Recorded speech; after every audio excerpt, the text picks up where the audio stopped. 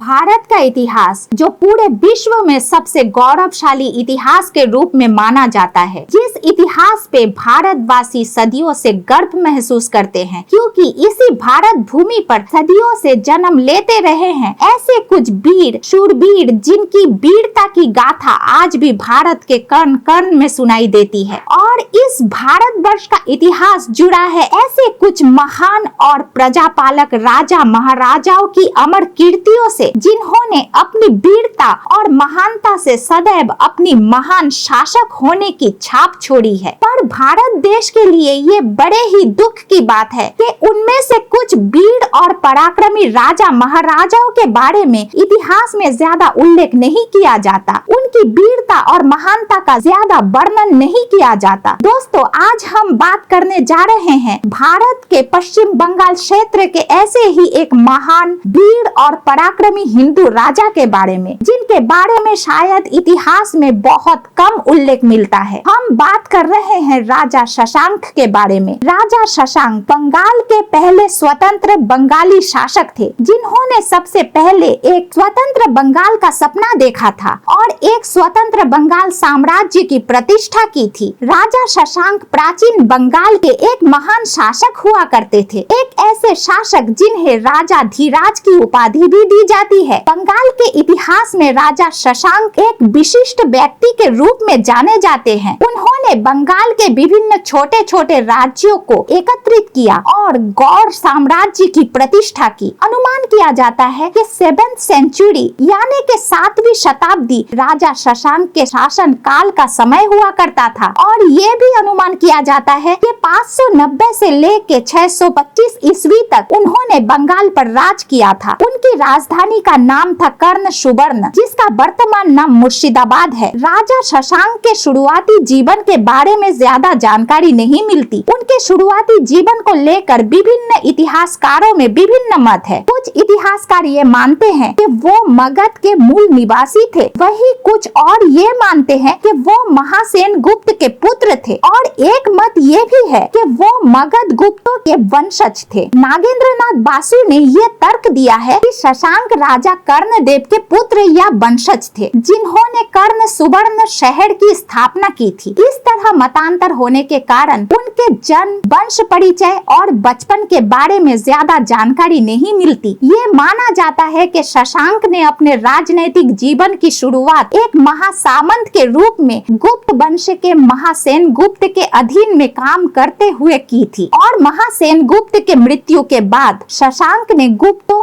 और अन्य प्रमुख अमीरों को क्षेत्र से बाहर निकाल दिया और अपनी राजधानी को कर्ण सुवर्ण में स्थापित किया। एक और मान्यता के अनुसार शशांक ने गौड़ के राजा के लिए महासामंत के रूप में काम किया था। प्राचीन समय में पद्मा और भागीरथी इन दोनों नदियों की मध्यवर्ती स्थान का नाम था गौड़, जो समय के विवर्तन के साथ साथ एक विस्तृत स्थान के अंतर्गत हुआ। उस समय बंगाल के उत्तर और पश्चिम में बसे गुप्त वंश के शासक कमजोर पड़ने लगे और गुप्त वंशीय राजाओं की इस कमजोरी का फायदा उठाते हुए शशांक ने 606 ईस्वी के करीब गुप्त राजाओं के नियंत्रण से गौड़ को मुक्त किया और एक स्वतंत्र राज्य की स्थापना की। शशांक के जीवन और उनके शासन काल के बारे में कई सूत्रों में जानकारी मिलती है। उनके जागीरदार और गंजाम तथा उड़ीसा के राजा माधव वर्मा के ताम्रपत्र, उनके दो प्रतिद्वंदी हर्षवर्धन और भास्कर बर्मन के ताम्रपत्र, पान भट्टे के वृत्तांत, क्योंकि हर्षवर्धन के दरबार के वार्ड थे, और चीनी भिक्षु ह्यूएन सांग की लेख से। और शशांक ने अपने शासन काल में कुछ सिक्के प्रचलित किए थे। इसके अलावा शशांक के शासन काल की लिपियां, जिनमें से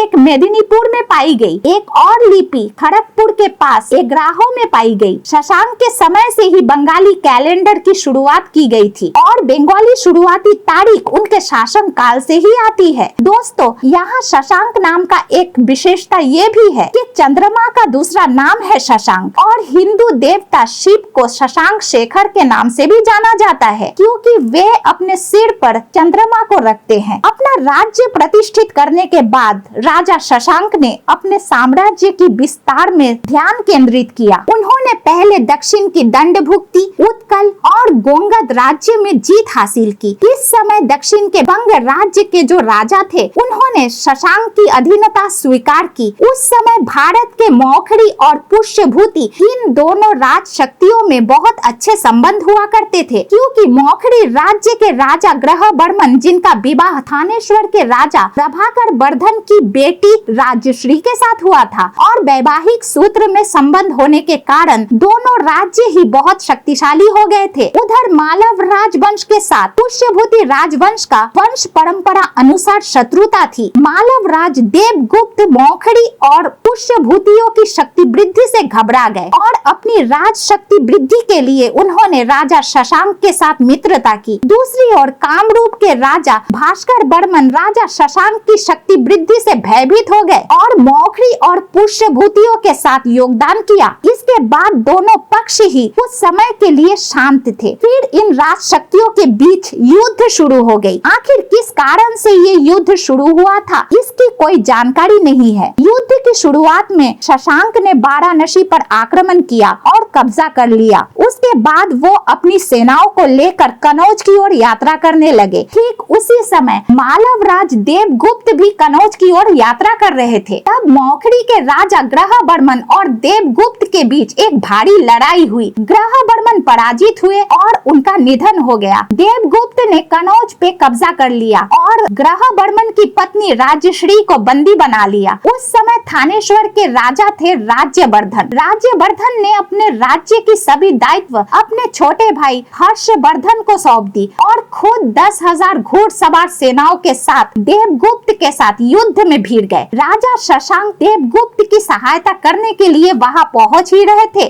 शशांक के पहुंचने से पहले ही राज्यवर्धन ने देवगुप्त को पराजित करके हत्या कर दी। उसके बाद उन्होंने राजश्री को कैद से छुड़ाने की कोशिश की, लेकिन उससे पहले ही राज्यवर्धन की हत्या कर दी जाती है और इस हत्या को लेकर विभिन्न मत प्रचलित है। बाणभट्ट के हर्षचरित से जाना जाता है कि राज्यवर्धन अकेले ही निरस्त्र अवस्था में केवल झूठ पे भरोसा करके राजश्री को उद्धार करने के लिए गए थे और शशांक ने उनकी हत्या की। और चीनी तीर्थ यात्री ह्यूएन सांग के अनुसार मंत्रियों की भूल की वजह से राज्यवर्धन शत्रु के भवन में मारे गए। हर्षवर्धन की शिलालिपियों के अनुसार राज्यवर्धन ने सत्यानुरोध के कारण शत्रु भवन में प्राण त्याग किया था। राज्यवर्धन की मृत्यु के बाद हर्षवर्धन एक विशाल सेना लेकर अपनी बहन राजश्री को छुड़ाने के लिए और शशांक को सजा देने के लिए कनौज की ओर आगे बढ़ने लगे। कामरूप के राजा भास्कर बर्मन ने इसमें हर्षवर्धन का साथ दिया। बाणभट्ट के हर्षचरित से जाना जाता है कि हर्षवर्धन ने विंध्या पर्वत की जंगलों से राजश्री को उद्धार किया था। संभवतः शशांक भास्कर बर्मन और हर्षवर्धन के इस आक्रमण को बड़ी चालाकी से टाल के कनौज छोड़ के चले गए और उसके बाद हर्षवर्धन ने अपनी बहन राजश्री से अनुमति लेकर कनौज के सिंहासन पर अधिकार किया। राज्यवर्धन की मृत्यु के बाद हर्षवर्धन बार बार गौड़ राज्य पे आक्रमण करने लगा, लेकिन प्रबल पराक्रमी राजा शशांक के हाथों बार बार पराजित होता रहा। शशांक के जीवित रहते हर्षवर्धन का गौड़ राज्य पर विजय हासिल करने का सपना अधूरा ही रह गया और महान राजा शशांक आजीवन अपराजित रह गए। लेकिन राजा शशांक के मृत्यु के बाद हर्षवर्धन और भास्कर बर्मन दोनों ने गौड़ राज्य की विभिन्न स्थानों पे कब्जा कर लिया। भास्कर बर्मन ने शशांक की राजधानी कर्ण सुवर्ण को अपने राज्य के अंतर्गत कर लिया। दोस्तों, राजा शशांक के जीवन की कुछ और तथ्य मैं आपको इसके दूसरे पार्ट में बताऊंगी, जो जल्द ही आ रहा है। दोस्तों, अगर आपको ये वीडियो पसंद आया तो इसे लाइक करें, शेयर करें और इस चैनल को सब्सक्राइब जरूर करें।